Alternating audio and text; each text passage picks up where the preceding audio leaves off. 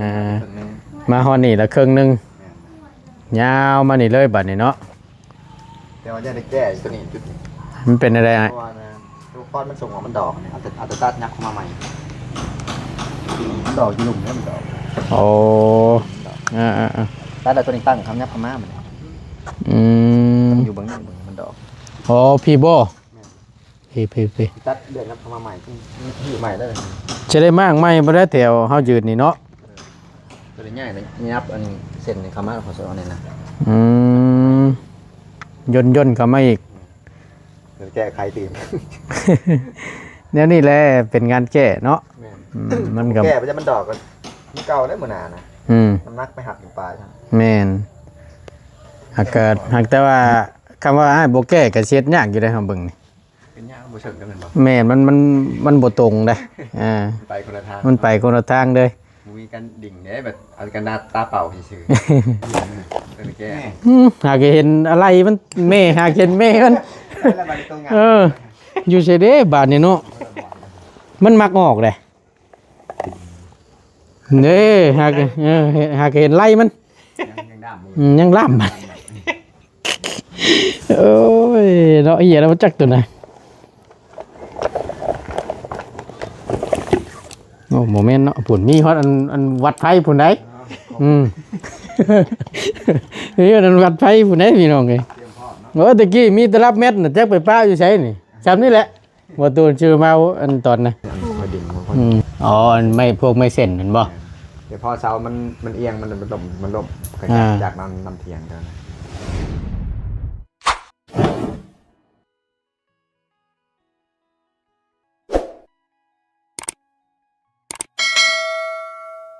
ยึกกะลีอะล้อดิขนาดขี่รถมา2-3 กิโลยังบ่แปรยังบ่เฮอยู่เอาคอยขี่ดิคอยขี่โอ้ยเนาะเอาพบเจอกันพี่น้องช่วงเที่ยงว่าสั้นซะแต่ว่าบรรยากาศเนาะจักว่าตกอยู่บ่อยู่ในพี่น่ะย่อยอยู่ย่อยแซะช่วงเที่ยงเนาะพี่น้องเนาะบรรยากาศ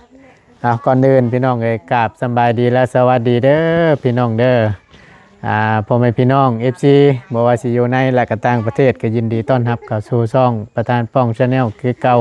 พบเจอกันเนาะก็สิมาแปลกๆในได้มื้อนี้ก็ได้ไอ้อาจจนท่วงช่วงผมเปื่อยยังวันบีอันวันบินผ่านนี่ขาดครึ่งเราโยเนาะบ่ได้เปื่อยสิล้นเติบเลยพี่น้องเอ้ยบ่ว่าอะไรใหญ่ห้างพี่น้องคนกลุ่มอยู่จักสิแม่นเพิ่นเฮ็ดหยังกันทั้งน้องกึเพิ่นก็ได้ก็จะว่านั่งเผากองไฟคักกะแตะก็ว่ามีแนวจีแนวมุกนี่ก็พอเผาอยู่ได้เนาะบรรยากาศแนวนี้ต้องหามันแหน่มามุกนั่นนี่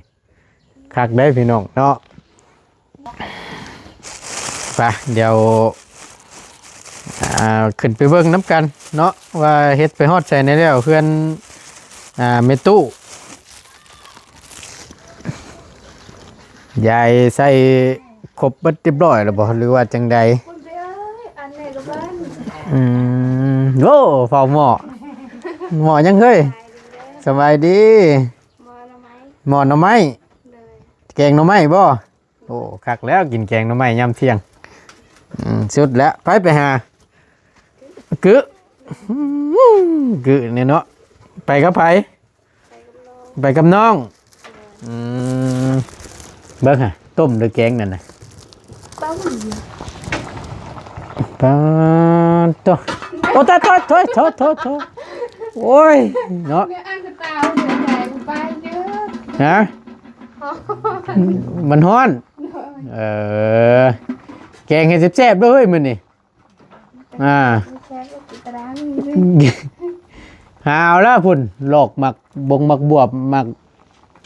วบน้อยพู่มีแล้วหมกบวบมีแล้วมันก็เบิดเท่านั้นแล้วชุดยอดแล้วนั่นน่ะหมักบวบหมักมีบ่หมักหมูมีมีหมักใช่นี่ให้แคบมันนะอย่านั่งพักกันยังมีแล้วมันก็เบิดเท่านั้นแหละใช่เฮ็ดคักๆเด้อมาแล้วข้าวเปลือกนะมาแล้ว เอาพอดีทั้งไงเอาสมชื่อสมมาอันห่อสมมาต้อนน้ำอ่ะเจอเลยว่า โอเคเดี๋ยวทั้งไงสิแบ่งน้ำให้พอดีชื่อมาต้อนทั้งในสร้างน้ำเนไปแต่เช้าพุทธิเฮ้ย เช้าเรื่องประมาณเป็นโมงก็โมง ฮะ จัง4 โมงไป 4 โมง เป็นโมงกันโมง เอาแบ่งทั้งไม่ตู้กินน้ำอย่าขึ้นไปให้ทั้งไงสร้างแล้วก่อนเลยเฮ็ดเฮ็ดกะคักเด้อต้มตะลุนแล้วบ่นี่ หากระต้ม มากินข้าวเที่ยงได้มื้อนี้เด้อ เลย ว่าหยอกคือหลอกพี่น้องกินมาแล้วกินแกงเข้าไป นะสบายดีตู้สบายดีเด้อโดยกินก็กินคะแนนคือเก่งสิซิมเบิ่งนี่เป็นแนวใดเนาะแหกไว้เมื่อวานนี่ฝนตกห้ำซ้ำบัดติโอ้ยมันสิได้ยันเกี่ยวอยู่บ่สันบานนี่บ่หยุดบ่ย่อนแต่ฝนก็ได้ บ่ายเล่นหัวไอ้ฮะ ใช้เสียงกบโอ้ตายมาทั้งพี่เต็มระบบเลยบานนี้เนาะกำลังจิถามว่าคือบ่ได้ยินเสียงกบจะดอกว่าช่วงพักเที่ยงพักเบรกบ่ กำลังเนาะฮึบอุ้ย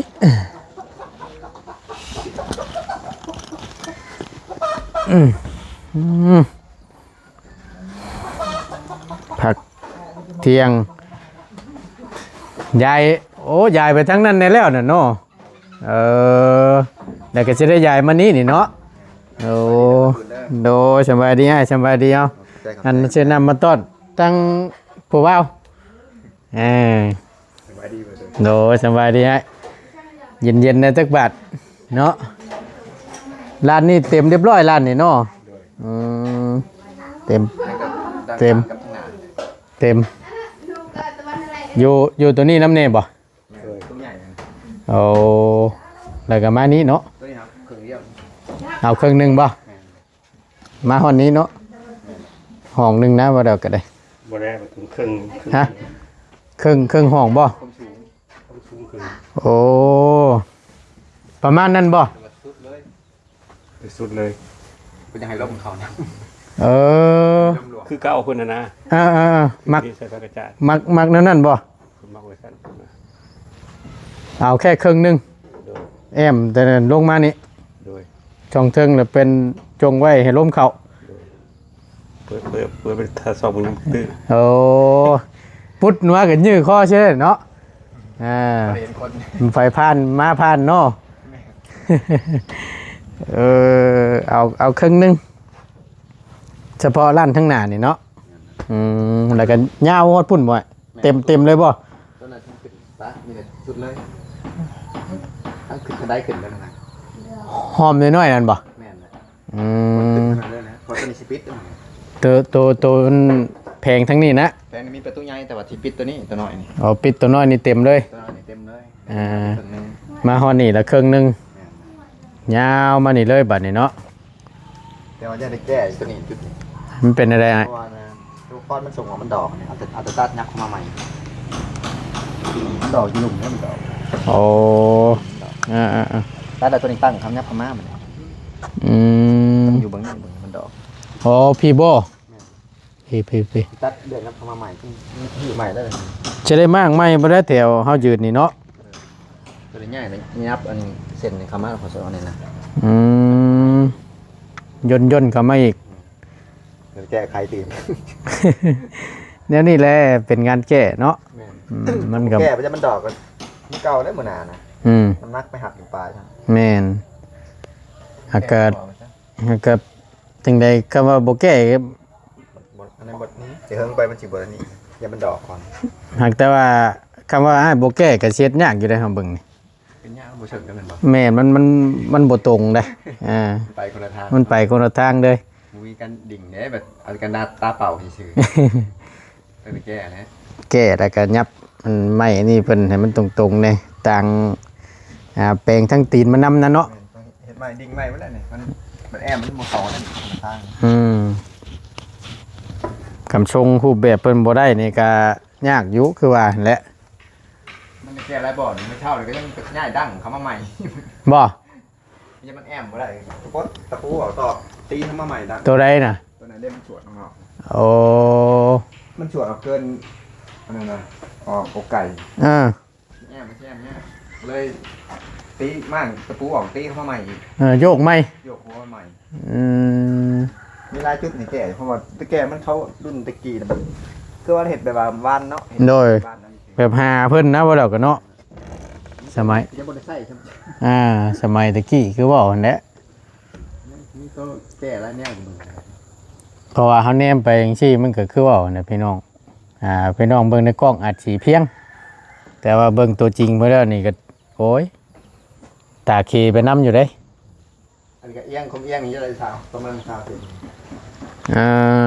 เอียงใช่ไหม อืม สาวเส้น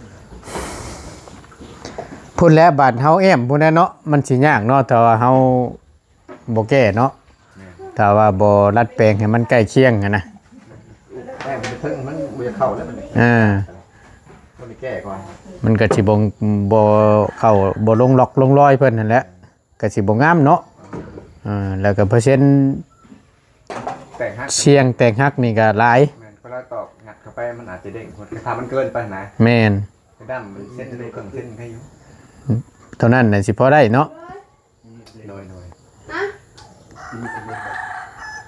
ยังกึ บ่มีนะลูก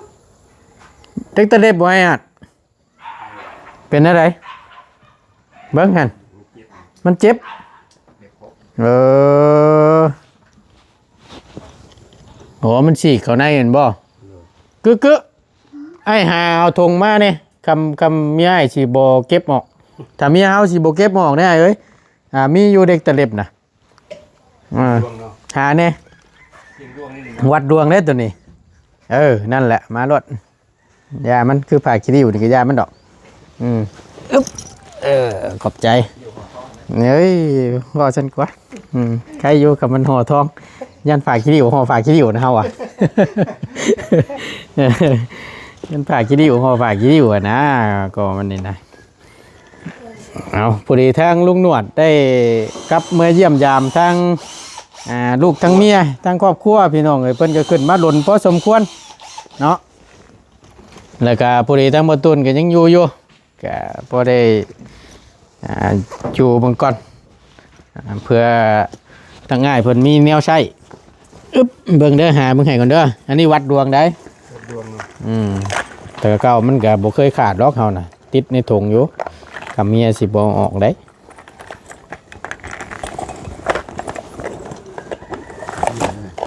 แน่ หากเห็นอะไรมันแม่หากเห็นแม่มัน แล้วมันตรงงาน อยู่เฉยเด้บาดนี่เนาะมันมักออกเลยเด้หากเห็นไล่มัน ยังดำ ยังล่ำมันโอ้ยเนาะเหี้ยแล้วมันจักตัวไหนโอ้โมเมนต์เนาะผุ่นมีฮอดอันวัดไฟผุ่นได้นี่อันวัดไฟผุ่นได้พี่น้องไงตะกี้มีตลับเม็ดน่ะแจ๊กไปป้าอยู่ใช่นี่จำนี่แหละว่าตัวชื่อมาอันตอนน่ะครบอยู่ได้สินี้สิได้ตัดแหอาดอยู่บ่บาทนี่พอแล้วนี่ครบบาทนี่หาอะไรมาประกอบ ก็อยู่ในถุงปะเท่า แมนเอาได้อยู่ดอกบาทนี่ได้บ่เลย ว้าไปใส่มันสิบ่ได้ต้องได้แหละ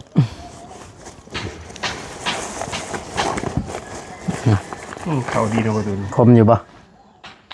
คมอยู่เนาะกัดปุดตัดรถตัดให้แล้วก็จังขึ้นเฮา เดี๋ยวประตูแล้ว ยังอยู่ได้ไอ้มีแต่ว่าถ้าลุงหนวดเพิ่นมาก่อนเห็นเพิ่นว่ามื้อนี้แหละ ตะแรงคำ ช่วงแรงๆคำบ่ซั่นก็ได้ สลับกันเมื่อกันมานี่แหละเมื่อเบิดนี่ปัจจัยเงาได้กินฮอดคิดถึงเด้ กำลังนึกว่าเพิ่งมึงจะเข้ามานะเว้ย กำลังจมหาอยู่บ่ ขึ้นไปประตูเมื่อคือกัน ลุ ง เหมือนเราบอกแล้วเราสิเมื่อตะวันเลย เว้ยเราตื่นมาเลยอันนั้นจนเสียงนี่ก็ว่าเป็นเมื่อวันกัน บรรยากาศมันดีโพดมื้อนี้นะก็เลยเข้ามาช่วยแหน่น้อยหนึง ก็เบิ่งผลผ้านี่แหละ ก็เริ่มแล้วเริ่มมันเปิดแล้ว ก็สิว่าเข้ามาช่วยนั่นช่วง9:00 น 10:00 น 11:00 นนี่มันตกลงมาเป็นระยะนะ เอาญี่ปุ่นวะ โปรยไปโปรยมาก็เลยเอ้าฟังเบิ่งก่อนว่ะก็ได้เข้ามาช่วยแน่ อยู่นี่ยิบนิดเดียวเห็นใครกับวันนี่ ใหญ่เลย มันผลนี่แหละ กระเบิดมันนี่ชาวเก่ามันนี่ เช้าเก้ามื้อนี่คำเบิดก็ ลูกใหม่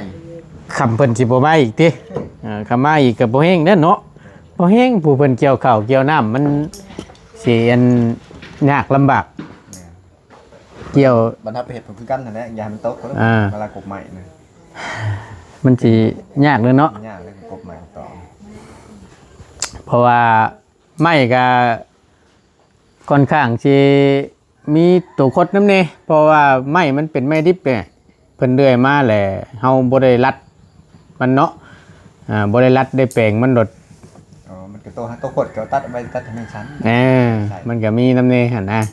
ผลละบัดกบบัดหยังมันก็เกลี้ยงก็งามอยู่ดอก ยังใช้ได้อยู่แล้วใหม่ แม่น บ่ว่าไม้มันยังอ่อนอยู่ มันก็มีตัวสื่อน้ำเนาะ แม่นมี สื่อก็จะได้แต่โตอยู่ในท่ายกับหัวท่ายสมุดเป็นหลังคากันเลยใส่ปลมเลย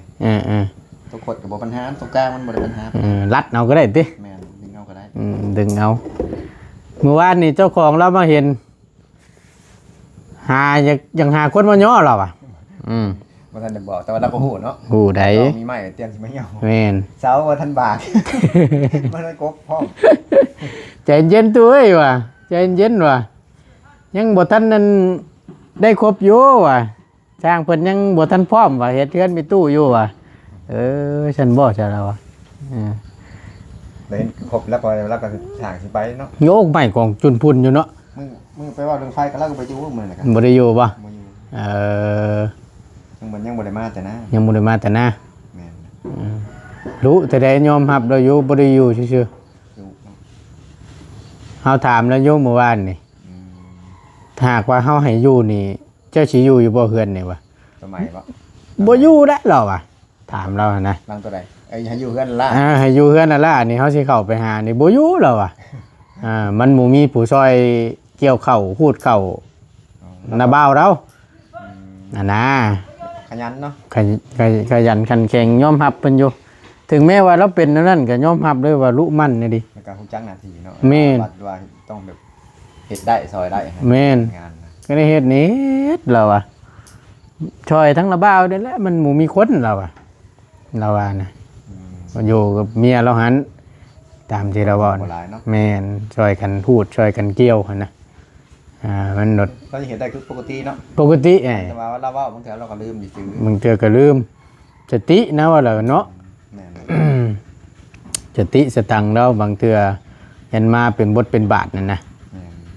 กินมากก็จืดได้เนาะ แม่น เดี๋ยวก็ลืมนะ อย่าขาดความอบอุ่นแน่ก็แม่นแหละเอาว่ะเพราะว่ามันบ่มีผู้ปากผู้เว้าผู้แอนผู้ลมนำเนาะ ลูกเต้าก็บ่ได้ ลูกเต้าก็บ่ได้อยู่ แต่มันอยู่คนเดียว สำอยู่ ได้มัน สำอยู่ผู้เดียว ขนาดว่าคนเฮาปกติแท้ๆน้อยเนาะแบบว่าบ่มีหมู่ปากหมู่เว้าบ่มีที่ปรึกษานู่นนี่นั่นนี่ก็ยังมึงเทื่อก็กลายเป็นโรคซึมเศร้าไปเลยก็มีได้ ชราเป็นนั่นกัน อ อยู่คนเดียวมันโอกาสที่จะเป็นเสาไม่ร้าย แม่นเพราะว่ามันบ่มีผู้เว้าผู้ว่าผู้เห็นผู้ล้มนำเด้ซะปรึกษาหารือกันเนาะมันหลด อยู่คนเดียวคิดไปมันชุมคิดไปด้านหลบไปให้เงาไปน้ำ โอ้โหเศร้าไปเลยแหละคือจังซี่แหล้วน่ะเราอยู่กัน มันลังคนเดียวเนาะ แม่นมันรถแต่กระบะก็บอกเราก็จังว่านะที่ว่าจังใดคือเห็นนั่นแหละ แต่ละมื้อเขาแต่งเขาแล้วต่างหาก สิแม่นเพราะว่าหนึ่งข้าวหนึ่งน้ำทั้งระเบาหนึ่งชุกแล้วก็แบ่งมาให้เรากินนะบางเทื่อเราตำข้าวแล้วก็เราหนึ่งกินเองแล้วบางเทื่อก็ได้ ถ้าเราสอยเวทสอยงานได้เนาะก็บ่สิบ่นอนนั่งซื่อๆนะเวียกงาน กินแล้วก็ไปเราก็ได้เฮ็ดตลอดคำมาลำมาอย่างเงี้ยนะคือกึ่งเว้นที่กับบริพ่อได้นี่บตูดไปหาในบริพ่อได้พี่น้องก็ต้องข้ามไปละนั่นตรงอัน เจาะน้ำบาดาลข้ามไปภาคนะเล่านี่บังนี่ซื่อใกล้ๆนึงก็สิว่านี่เอาใส่เส้นมื้อนี้ก็แม่นเข้าอีกรอบบ่ายก็แม่น เดี๋ยวทางหน้าแต่ว่าไม่สิเบิดก่อนถ้าเบิ่ง ไม่นี่บ่ ไม่อันนี้เพราะว่าลุงหมอสั่งมาซาวเส้นก็แล้วเอาตัวเก่าผสมกันไม้เก่าผสม ไม่ บ่ได้ใส่บางโต๊ะกับผสมกันนะแบบพอมันใส่ได้นี่พอไม้มันบางโต๊ะมันก็แหว่งอยู่แต่ยังใช้ได้ พอให้มันแข็งแห้งเนี่ยเนาะเก่าไม่สลับกันเนาะ พอไม้ตัวเก่ามันก็ยังดีอยู่ต่างจากข้าวบากมันแหละมันบ่ถือกับคือว่าได้บ่ได้แท้กับกบนั่นเอง แม่น เพิ่นเฮ็ดแบบว่าใส่ผ้ากระตาแบบว่าบ่ได้ไล่กับกบอย่างนี้มากับมันก็บ่ถือกัน พออันได้ตอกปากกระตาดเฉยๆเนาะ แม่น คำคืออันใจบงกบ แล้วแม่นชรามันยากแล้วมันนี่แต่ว่า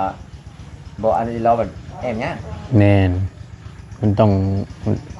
เสริมต้องเชียนมุมเพิ่นข้างแน่แหละ แปลงแก้ไขน้ำตัว โดย ผ้ากระตานี่มันอ่อนได้เนาะ โอ้ยนุ่มซะรถแล้ว กุ้งซะรถเลย หาเส้นนึงเวียงได้ แม่น ตัวนี้บ่ได้แล้วไปลายกับบ่ได้ บ่ได้ยากเด้ตัวน่ะขึ้นเบิ่งโค้งตามเพื่อนรถไถมันก็ยังได้อย่างได้บ่ ย่านฮักอย่างเงี้ย เงินสิยับนักก็ เอามาตัวนี้นั่นสิใส่อันบงกบบ่ วงยืน โอ้บงยืนบงใหญ่เนาะ เล่นตลาด ใส่นี่บงหนึงเพื่อออกเพื่อนขงเพื่อนครัวไปติ เพราะว่าต้นหน้าเป็นสิมาก อืม แต่ว่าใส่ก้างมันได้ใส่มันทั้งหมดมา แต่ แต่ว่า ทั้ง เรื่องนี้เฮียงแห้งนี่อันประตูมาเบิ่งนั่นแหละจะอันนั้นไม้เป็นดิ่งแนวดิ่งมากับเสาตอนนั้นมันสิจอกไปมา มันจะไปลายเต๋อเลย แมน มันอยู่ในแนวดิ่งได้อันพอดิ่งบางคน อ๋อไม่พวกไม่เส้นนั่นบ่ เดี๋ยวพอเสามันเอียงมันล่มก็จากนำเทียงกัน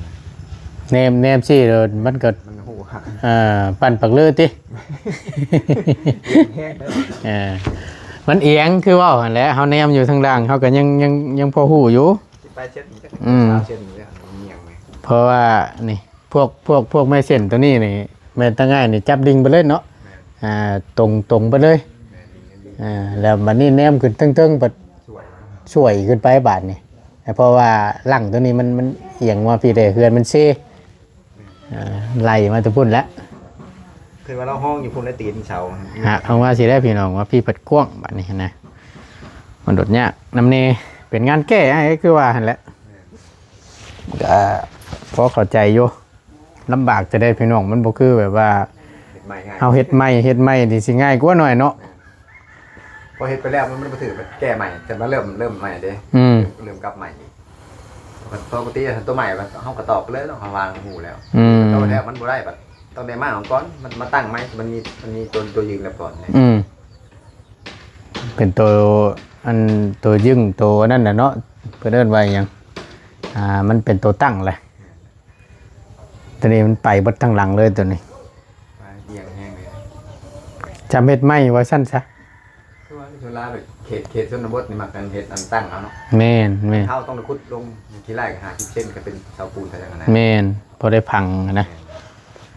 ทางโอ้ยขึ้นไปทางเชฟปูนนึงคักไงขึ้นไปทางนั้นนะครับไปแต่ละหมู่บ้านนะเอาก้อนหินตั้งเรียงกันขึ้นเยอะยู่เฉย ยังเป็นตั้งเน็ต เป็นตะย่านนั่นนะเอาบ่ลงเด้ นั่นได้ยังวะ เออ บุญเขาเรียกว่ามันล่มแห้งกับมันเป็นอย่าง เอาก้อนหินตั้งไอ้ใช่กับเสาเฉยเนาะสิมีหยังอ่ะนะ แบบว่าปูนมันใครมันเพียงเนาะ แม่น ขี้มันถือนี่เดียวเลยยังเป็นหว่างยังตันเห็นเลย นะเอาไหมใช้การใช้งานให้นั่นโดดเอาให้แล้วบ่เรียบร้อยเนาะ ก็มก็แก้ได้ โดยบ่เป็นยังไงนึกว่าเมียเฮาจกออกจะทงได้ซะดอกใส่ติดทงประจำล็อกเฮานะสิแหละไว้ยามอยากใช้งานมันก็พอได้ใช้ง่ายแน่จังบ่แล่นหาไกล คันว่าแล้วก็สมาเฮ็ดใหม่ก็ว่าแม่นบ่ตูน โดย นั่นเพราะว่ามุงหลังคาใหม่ย้ายขาวใหม่ ใส่เส้นใหม่เข่าฟ้าใหม่ซ้ำเฮ็ดใหม่ แต่ว่าโค้งเก่า แต่ว่าบ่ได้ย่อขึ้นเท่านั้นแหละ แม่นมันแก้ไขเบิดทุกอย่างเลยเนาะก็สิว่านี่เดือแต่ว่าบ่ได้ยกเสากับปูแป้นนี่แหละกันสิว่าแล้วกันเลยที่เรือแล้วแม่นเบิด แล้วก็นั่งยังไหนต่อพันยุ่งปูเรือกันนี่ใช่ต่อพันยุ่ง คือจังซี่แหล้วนี่เนาะ ลายแผ่น อืม กับ้าวันนี้คือว่าได้พอตะปูผมเป็นเงินเช่น บ่มีเหรอวะ คนต่อตรงแบบนี้คนบ่ต่อสลับกัน โดย ชิ้นแหนกว่า ต่อสลับกันมันก็จะได้อยู่ประมาณมาทุกตรงตัวนี้ ยึดกันนำเลยเนาะ ต่อสลับไปสลับมา อันนี้เอาเป็นหัวชนหัวได้ติ ว่าสังเกตขึ้นล่างเลยกันนะแบบไปชนแล้วเฉยๆชนต่อกันนะไม่เห็นบอก โดย เขาแอบนะ นั่นเนาะ ต่อตรงเลย ว่าอะไรเนาะว่าโดยความที่มันบ่มีน้ำแน่นแหละมันแบบเนี้ย ต้องเถื่อกับโมเป็นช่างเนาะ อ่า แต่ว่าพอได้อยู่พอได้ข้างพ้นขนาด แม่นบางเทื่อหากันว่าผัดปะปนกันคืออ้ายว่านั่นแหละปลูกเป็นผู้บ่จับใส่กันผสมประสานกันพอมันแล้วๆไปหากันเห็นไรทางลุงหนวดมาแล้วแม่นได้ช่างไม่พาเชล่ามาได้เนี่ยเนาะเอาสีเดียวกันได้ปะ จังหวะ สีเดียวได้ตัวเพราะว่าตัวเก่ามันก็นั่นเนาะ ยังไม่ละชิ้นเดียว สีควันบอดีนี้ โดย นี่เพื่อนน้องพันธุ์นี่พี่น้องกึน้องพันธุ์ไปใช่นั่งฮะเกี่ยวเข่าอยู่หน้าบ่FC ถามหาอยู่น้องพันธุ์ไปซ้ายคือบ่เห็นว่าซั่นข้าได้เฮือนใหม่นี่ชดบ่เห็นเนาะว่าซั่น วางเทื่อคือว่าอันแหละพี่น้องเธอยามเบาตูนเข้ามาน่ะก็น้องเพิ่นบ่อยู่อยู่ว่าแหละ กินฮอดอยู่ได้เพิ่นว่า ตูนั่นก็อยู่เลยนะ อยู่บ่ ตามเขา มื้อนี้ได้เออ เช่นนะ เดี๋ยวจังไปเบิ่งจ้ะเดี๋ยวบ่ตูนสิไปเบิ่งนำเดา ย่างเขาตามเขา โอ้สมเจ้าวานแล้วว่าเมื่อวานนี่ไปจักไง ตามเขากันจักเนาะเลยเนาะ ตำเข้าถ้าเราเว้านั่นถ้าหากว่าสิมาย่องเฮือนก็เข้าแล้วปู่มีกินเราอ่ะ เข้าก็ยังบ่ทันได้ตำจ้ำเราอ่ะยันตำเตรียมไว้มาบ่จัก เห็นพอเราไปตามขมเหมาของเขาเลยตามบ่เฮิงมือโพง ห่าน กระบอก เว้ายาเมื่อกี้นี้ตกมาอีกเลย ต้องย่องบ่ได้เนาะ โอ้ชมเนี่ยบ่ได้สิได้น่ะ มีอันเป็นไปโหลด ฮะ ย่องมีแนวเป็นไปโหลด ใครนี่แต่บ่ย่องเพิ่นเนาะ ได้เลย เอาเฮ็ดแซ่บๆบ่คือเด้อเฮ็ดแซ่บๆเด้อมื้อนี้เด้อเอานะตัวจื้อโรดสูตรบ่ยาวเฮ็ดน่ะมีหยังแน่แกงหน่อไม้น่ะ เรียกมาใช้ของชุด เป็นนัวแล้วใส่หลายแซ่บหลายใส่หน่อยแซ่บหน่อยเอาคักๆโลดมื้อนี้ตกมาแล้วพี่น้องเอ้ยโอ้ยปลุกปุกเปกมาเลยสิแล้วมื้อเช้านี่ก็สิว่าแม่นก็สิว่าสิเข้ามาสวยนั่นน่ะเบิ่งฝนฟ้าอากาศเพิ่น อันที่บริโต๊ะเนี่ยนะครับบริโต๊ะครับ จังพ่อเลยสิเนาะโอ้ยเศร้าหน่อยเด้อเนาะ จะไปทำในตู้ป่ะ เพราะย่านแบบว่าเนื่องเชื่อแต่ให้เฮ็ดแล้วทั้งนี้ผัดสิไปกบไม้กบตอกอย่ามันลำบากอะนะ ค่ายได้ประตูนึง ฮะ ตามเขาว่าเจ้าหกเขาเจ้าเก้า เป็นลูกเขา บ่ ใช่ของลูกนี่ คือว่าแล้วมื้อนี้ก็วันพระนำเนี่ยเนาะวันศีลได้มื้อ เพราะว่ากระแตมันขาดมันตก ประจำนะฝนตกเราก็บ่ได้หยุดเนาะนะตำไว้อยู่พี่น้องเดี๋ยวประตูนสิไปเยี่ยมยามแล้วก่อนโอ้นั่นเนาะโอ้ยนี่ปุ๊บละบาดนี่ ตกแห้งยาซ้ำเรากันนี่นึกว่าสิตำอีกนะยันเราเตรียมเข่าไว้อยู่เอาก็มีตัวไอ้น้องเพิ่นแกงหน่อไม้หน่อมันชูกันกินยามเที่ยงเนาะนี่มันก็สุดยอดน้ำมันหมักบวบมันแหล้วหมักบวบปักกระยิงอันอย่านั่งได้ตรงนี้ครบแล้วกันนะจำนั้นแหละอาหารการกินบ้านเฮามักได้พี่น้องทั้งบ่ต้นก็ได้ไปสั่นพี่น้องเพื่อเป็นการบ่เสียเวลาทั้งบ่ต้นสิได้ขอจบคลิปปิดคลิปลงไว้เพียงสำนี้ก่อนอยู่ดีมีแห้งพี่น้องจังใดค่อยว่ากันอีกเทื่อนึงเนาะเดี๋ยวดำเนินการอีกเทื่อนึงสบายดีเด้อไอ้เด้อสบายดีล่ะ มันในแล้วบ่เข้าอ่ะนะ ไปแล้ว เบิ่งคือจังว่าน้ำบ่ท่วมแท้ ถามตู้ทำงานจ้ะ เนาะมัน ช่วย โอ้ยเนาะไปสบายดีเด้อสบายดีพี่น้องอยู่ดีมีแฮงขอบคุญหลายๆเนาะพบเจอกันคลิปหน้าสบายดีเด้อ